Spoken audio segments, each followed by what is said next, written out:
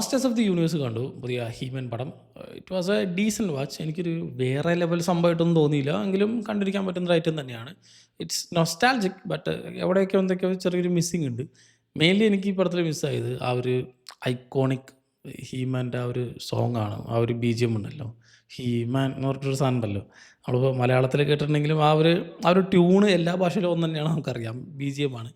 So അത് ഈ പടത്തിൽ ഭയങ്കരമായിട്ട് മിസ് ചെയ്തിട്ടുണ്ടായിരുന്നു. ഞാനത് ഇപ്പോൾ വരും എന്ന് പറഞ്ഞ് നോക്കിയിരുന്ന അവസാനം ഐ തിങ്ക് പടം കഴിയുമ്പോഴാണ് ജസ്റ്റ് ഒരു ഗ്ലിംസ് പോലെ ആ സാധനം പറയുന്നത്. ആൻഡ് അങ്ങനത്തെ നമ്മൾ പ്രതീക്ഷിക്കുന്ന കുറേ സാധനങ്ങളുണ്ട്. അത് ഈ സിനിമയിൽ അവിടെ ഇവിടെയൊക്കെ ആയിട്ട് ഇങ്ങനെ സ്കാറ്റർ ചെയ്ത് ഒരു പഞ്ചില്ലാത്ത രീതിയിലുള്ള കുറേ സാധനങ്ങൾ. ഇതിൻ്റെ ഈ ഒരു പവർ അപ്പ് ആകുമ്പോൾ ഉള്ള ഒരു BGM ആയിരുന്നു അത്. അത് തന്നെയാണ് ഇതിന് സ്യൂട്ടബിൾ ആയിട്ട്. നമ്മളത് കണ്ട് ശീലിച്ചിട്ട് വേറൊരു സാധനം വരുമ്പോൾ അതും അത്ര അങ്ങോട്ട് ഇമ്പാക്റ്റ്ഫുൾ അല്ല. പക്ഷേ ഇപ്പോൾ ഉള്ളത് മാറ്റിയിട്ട് ഈ പഴയ സാധനം ഇട്ടുകൂടെ? എനിക്ക് ഇനി അതിന് വല്ല കോപ്പി റൈറ്റോ ഇനി അതിന് വല്ല റൈറ്റ്സോ അങ്ങനെ വല്ലതും ഉണ്ടോ എന്നറിയില്ല. പക്ഷേ അത് ഈ സിനിമയിൽ ഭയങ്കരമായിട്ടൊരു വലിയ മിസ്സിംഗ് ആയിരുന്നു. ഹീമാൻ എന്ന് പറഞ്ഞാൽ തന്നെ ആ ഒരു BGM അതിന് അവിടെ ഉണ്ട്.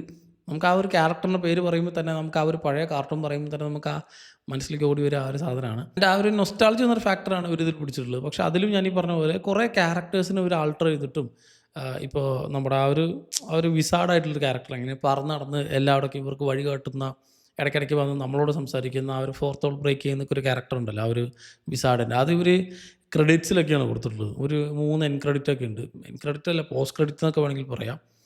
അതിൽ ഇവർ അടുത്തത് എന്താണ് അല്ലെങ്കിൽ ഇതിൻ്റെ ഫ്യൂച്ചർ എന്താണെന്നൊക്കെ കാണിക്കുന്നുണ്ടെങ്കിലും അതിലൊക്കെയാണ് ഈ ഒരു ക്യാരക്ടർ വന്ന് പോകുന്നത്. പിന്നെ നമ്മുടെ ആ ഒരു ടൈഗർ ഉണ്ടല്ലോ, പച്ച, അതിന് അതിൻ്റെ ആ ഒരു മാനേഴ്സ് ഉണ്ടല്ലോ, അത് പേടിക്കുന്നതും അതിൻ്റെ ഒരു ക്യാരക്ടറൈസേഷൻ, അതൊക്കെ ഈ സിനിമയിൽ കംപ്ലീറ്റ്ലി മിസ്സാക്കിയിട്ടുണ്ട്. ആ ഒരു ക്യാരക്ടറേ ഇല്ല. ജസ്റ്റ് ഒരു ഗ്ലിംസ് പോലെ അവിടെ ഇവിടെയൊക്കെ ആയിട്ട് വരുന്നുള്ളൂ. ആ ഒരു ക്യാരക്ടറിന് പ്രത്യേകിച്ച് ഒന്നും ചെയ്യാനും ഇല്ല. അതൊരു ക്യാരക്ടറായിട്ട് അവർ കൂട്ടിയിട്ടേ ഇല്ല ആ ഒരു ടൈഗറിനെ. സോ അതിങ്ങനെ പേടിച്ച് പവറപ്പ് ആയി കഴിയുമ്പോൾ അതിൻ്റെ ഒരു ട്രാൻസ്ഫോർമേഷൻ, ആ ഒരു ആർമർ വരും. ദെൻ ഇവർ രണ്ടുപേരും കൂടി ട്രാൻസ്ഫോം ആയിട്ട് ഹീമൻ മറ്റേ അപ്പോഴാണ് ഇവന് ഈ ടൈഗറിന് പവർ കൊടുക്കുക. അങ്ങനത്തെ ആ ഐക്കോണിക് ആയിട്ടുള്ള സാധനങ്ങളൊക്കെ ഇവർ ഈ പടത്തിൽ ഒഴിവാക്കിയിട്ടുണ്ട്. അത് എന്തിനാണെന്ന് എനിക്കൊരു ഐഡിയ കിട്ടിയില്ല. ഇതിൽ എന്നാൽ ഒരു ഒരു പവറപ്പായി കഴിഞ്ഞിട്ടുള്ള ഒരു പോസ്റ്റ് ഒറിജിൻ സ്റ്റോറി അങ്ങനെയൊന്നുമല്ല. ഒരു ഒറിജിൻ സ്റ്റോറി പോലെ തന്നെയാണ് ഇതിൽ കാണിച്ചിട്ടുള്ളത്. ഒരു ചെറുപ്പക്കാരനായ നമ്മുടെ ആഡം എന്നൊരു ക്യാരക്ടർ എങ്ങനെയാണ് ഹ്യൂമനായിട്ട് കൺവേർട്ട് ആവുന്നത്, അല്ലെങ്കിൽ ആളുടെ ജേണി എങ്ങനെയാണ്, ആളെങ്ങനെയാണ് ആ ഒരു ലൈഫ് പർപ്പസ് കണ്ടെത്തുന്നത് എന്നുള്ളതൊക്കെയാണ് സിനിമ കാണിച്ചു തരുന്നത്. ആൻഡ് ഈ പറഞ്ഞ പോലെ ഒരു ലിനിയർ നറേറ്റീവ് ആണ്. ഒരു കുട്ടികൾക്കൊക്കെ പറ്റിയ പടം എന്നുള്ള രീതിയിൽ വേണമെങ്കിൽ ഇതിനെ അപ്രോച്ച് ചെയ്യാം. പക്ഷേ ഇത് ഹിറ്റാവുക കുട്ടികൾക്കല്ല. കുട്ടികൾ എന്ന് പറയുന്നത് ഇപ്പോൾ ജനിച്ചവരാണ്. അവർക്കൊന്നും ഹീമാൻ അറിയും കൊണ്ടൊന്നുണ്ടാവില്ല. അവർ ഹീമാനൊന്നും അത്രയധികം കണ്ടിട്ടുണ്ടാവുമെന്ന് എനിക്ക് തോന്നുന്നില്ല. ഒന്നാമത് പഴയ ആനിമേഷനാണ്, പഴയ കാർട്ടൂണാണ്. അവർക്ക് ഇപ്പോൾ കിടിലൻ ആനിമീസൊക്കെ വേറെ ഉണ്ട്. സോ ഇന്നത്തെ കാലത്തെ പിള്ളേർക്ക് ഇതൊന്നും ഒന്നായിരിക്കില്ല. ഇത് ഹിറ്റാവുക ഈ പറഞ്ഞ പോലെ, അല്ലെങ്കിൽ ഇതിൻ്റെ ടാർഗറ്റഡ് ഓഡിയൻസ് എന്ന് പറഞ്ഞാൽ ഈ നൊസ്റ്റാൾജി അന്വേഷിച്ച് പോകുന്നവരാണ്. ഇപ്പോൾ റീസെൻ്റ്ലി നമ്മൾ കണ്ടു മറ്റേ സൂപ്പർ മാരിയോ ഗാലക്സി അടക്കം നമ്മുടെ ഫസ്റ്റ് പാർട്ടും ഈ വർഷം പുറത്തിറങ്ങിയ സെക്കൻഡ് പാർട്ട് അടക്കം 1 ബില്യൺ അടിക്കുന്നത്. നൊസ്റ്റാൾജി എന്നൊരു ഫാക്ടറാണ് അവർ പിടിച്ചിട്ടുള്ളത്. അത് ഈ പറഞ്ഞ പോലെ ഇപ്പോൾ ഇറങ്ങുന്ന പിള്ളേർക്കല്ല. ഇപ്പോൾ ഇറങ്ങുന്ന പിള്ളേർക്ക് മാരിയോ എല്ലാവർക്കും അറിയാം. അവർ വീഡിയോ ഗെയിം അല്ല കളിച്ചിട്ടുള്ളത്, അവർ PUBG കളിച്ചിട്ടുള്ളത്, അവർ ഫ്രീ ഫയറാണ് കളിച്ചിട്ടുള്ളത്. അവരിപ്പോൾ ഇറങ്ങുന്ന GTA 5ഉം 6 ഒക്കെ ആണെങ്കിൽ കളിക്കാൻ പോകുന്നത്. അങ്ങനെയുള്ള പിള്ളേർക്ക് മാരിയോ എന്ന് പറഞ്ഞാൽ ഈ പറഞ്ഞ പോലെ ജസ്റ്റ് ഏതോ ഒരു ക്യാരക്ടർ, പണ്ട് ആരും ഉണ്ടായിരുന്നു നമ്മൾ പറയില്ല ആ രീതിയിൽ. പക്ഷേ പഴയ ആ ഒരു 80s 90s തന്നെ തൃപ്തിപ്പെടുത്താനായ മാത്രമാണ് ഇത് പ്രോപ്പറായിട്ടുള്ളത്. ഇതിൻ്റെ ആ ഒരു ഡൊമസ്റ്റിക് റണ്ണൊക്കെ കിട്ടുള്ളൂ. ഇത് ഈ പറഞ്ഞ പോലെ അവിടെയാണ് ഈ സാധനം മിസ്സായി പോയതെന്നാണ് എനിക്ക് ഫീൽ ചെയ്തത്. പക്ഷേ ആസ് എ മൂവി ഒരു മോശം സിനിമയൊന്നുമല്ല, ഒരു ഡീസൻറ്റ് വാച്ച് തന്നെയാണ്. പക്ഷേ ഞാൻ പറഞ്ഞില്ലേ, എനിക്ക് മെയിൻ മിസ്സായത് എനിക്ക് ആ BGM ആണ്. അത് വേണമെങ്കിൽ പറയാം, ബ്രോ പടത്തിൻ്റെ അവസാനം അത് കാണിക്കുന്നുണ്ട്. പക്ഷേ അങ്ങനല്ലേ, പടത്തിൽ ത്രൂ ഔട്ട് വരണ്ട, എപ്പോഴൊക്കെ ഇത് പവറപ്പ് ആവുന്നു അപ്പോഴൊക്കെ വരേണ്ട ഒരു സാധനമാണ്. അതാണ് ഈ ഒരു പടത്തിൻ്റെ ആ ഒരു സോൾ എസൻസ്. എനിക്ക് അതൊരു വലിയ മിസ്സായിരുന്നു. പക്ഷേ അപ്പാർട്ട് ഫ്രം ദാറ്റ് ഇതിൻ്റെ മേക്കിംഗ് ആയിക്കോട്ടെ, CG വർക്കുകളായിക്കോട്ടെ, കുറച്ച് ഇവർക്ക് ബഡ്ജറ്റ് കൺസ്ട്രെയിൻ കുറച്ചുണ്ട് എന്ന് തോന്നുന്നു. അതുകൊണ്ട് ഇൻറ്റൻഷ്യലി ഈ ചില സീനുകളൊക്കെ ഒരു മാസ്ക് ചെയ്യുക. സ്ക്രീൻ പ്ലേയും തന്നെ ഒഴിവാക്കിയിട്ടുണ്ട്. ഈ സീൻ വേണ്ട എന്ന് പറഞ്ഞിട്ട് അതിനെ മാസ്ക് ചെയ്തിട്ടാണ് ബാക്കി കാര്യങ്ങളൊക്കെ ഇങ്ങനെ പോയിക്കൊള്ളൂ. ആൻഡ് ഭയങ്കര വൈബ്രൻ്റ് ആണ് പടം, നല്ല കളർഫുള്ളാണ്. ഈ പറഞ്ഞ പോലെ കുട്ടികൾക്കൊക്കെ കുറേ ഇഷ്ടപ്പെടുന്ന രീതിയിലുള്ള ഭയങ്കര കളർഫുള്ളായിട്ടാണ് പടം കാണിച്ചിട്ടുള്ളത്. ഐ തിങ്ക് ആനിമി കുറച്ചും കൂടി ഡാർക്കാണെന്ന് തോന്നുന്നു, അല്ലെങ്കിൽ ആനിമേറ്റഡ് ആ ഒരു പഴയ കാർട്ടൂൺ. പക്ഷേ ഇതിൽ അങ്ങനെയല്ല, കുറേ കൂടി വൈബ്രൻ്റ് ആയിട്ട്. ഇപ്പോൾ റീസെൻ്റ്ലി പുറത്തിറങ്ങി മോർട്ടൽ കോമ്പാക്ട് ഇതുപോലെയായിരുന്നു, ഭയങ്കര വൈബ്രൻ്റ് ആയിരുന്നു. പക്ഷേ അത് 3D ആയിരുന്നു, ഇത് 2D ആയിരുന്നു. ആൻഡ് ഈ പടം കുറച്ച് ലെങ്ത് ഉണ്ട്, ഒരു 2.5 മണിക്കൂർ എന്തോ ഉണ്ട്. സാധാരണ ഇങ്ങനത്തെ പടങ്ങളൊക്കെ ഒരു 1.25 2 മണിക്കൂറൊക്കെ വരാറുള്ളൂ.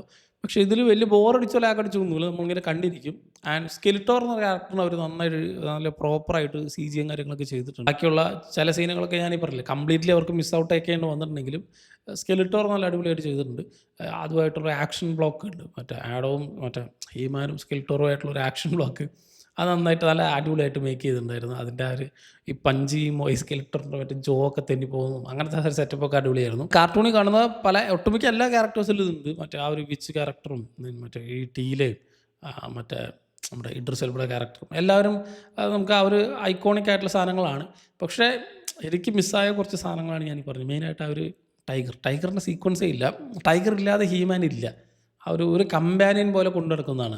അതിനാണ് ഇവർ ഇങ്ങനെ എടുത്തു മാറ്റി എനിക്ക് തോന്നുന്നു പൈസ ഇല്ലാത്തതുകൊണ്ടായിരിക്കും വേണ്ടാന്ന് പറഞ്ഞ് മാറ്റി നിർത്തിയത്. പക്ഷേ പടത്തിൽ ആദ്യം തൊട്ട് കാണിക്കുന്നു. അല്ലെങ്കിൽ ഒന്നില്ലെങ്കിൽ കംപ്ലീറ്റ് ആയിട്ട് ഒഴിവാക്കണമായിരുന്നു.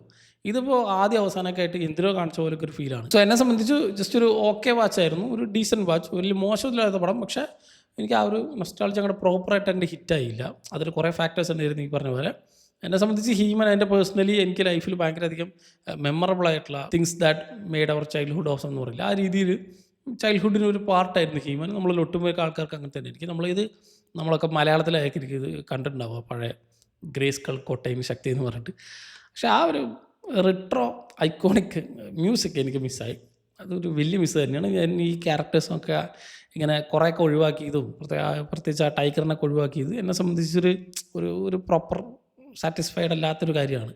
സോ ഇതുപോലെ ആയിരിക്കില്ല പക്ഷേ എല്ലാവർക്കും ചിലപ്പോൾ ഹീമാനെ പറ്റി ഒന്നും അറിയാത്തവർക്കോ അല്ലെങ്കിൽ ഈ ഒരു ഐക്കോണിക് ആയിട്ടുള്ള ആ ഒരു സാധനം ആ ഒരു സോങ് പ്ലേസ്മെൻറ്റ് കേട്ടിട്ടേ ഇല്ലാത്തവർക്ക് ഒരു പക്ഷേ ഇത് പ്രോപ്പറായിരിക്കും ഈ സിനിമ എന്താ പ്രശ്നം എന്ന് തോന്നും.